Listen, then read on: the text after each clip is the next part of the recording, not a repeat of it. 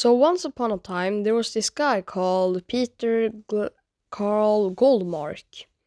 And he's not just a regular person. He kind of invented music, but he didn't. So here's his story. So Peter, he once went to a festival, or pretty much a festival, and there was this band that he liked. But he couldn't listen to them at home, because there was no way of listening to it.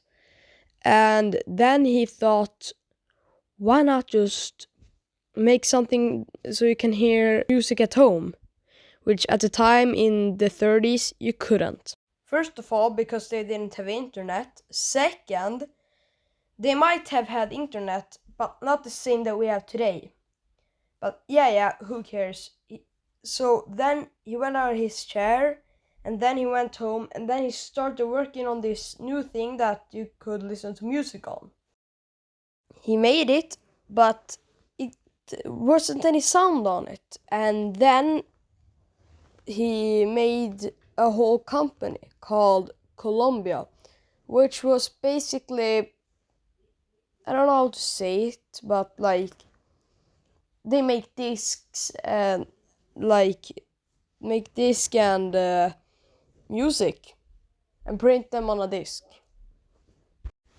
And then he went to Columbia, which makes discs, not the country Columbia, but then he showed the disc to his friends, being like, guys, look what I just made. And they were like, what the hell did you make? Well, it's called an LP disc. It's made out of stone cookies, or stone cake, or as we say it in Swedish, stenkaka. And at the time it was pretty cheap, I guess. And it didn't cost that much. I think it was made out of real stone too.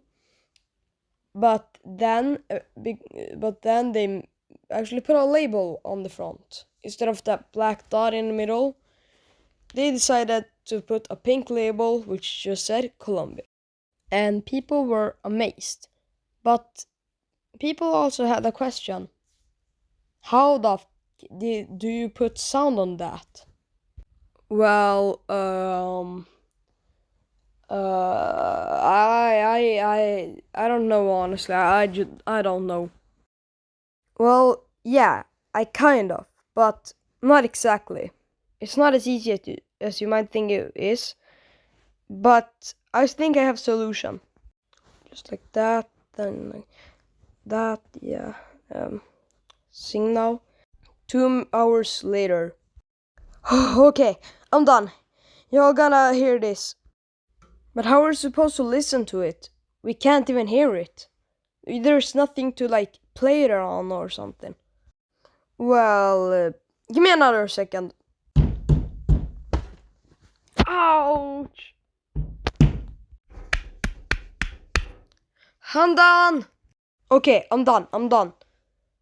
But wait, how is that supposed to play our songs? Well, just listen. This song became very famous, and this song was actually made in the 1920s, but it was still put on a disc made in the 1948, with a matrix number.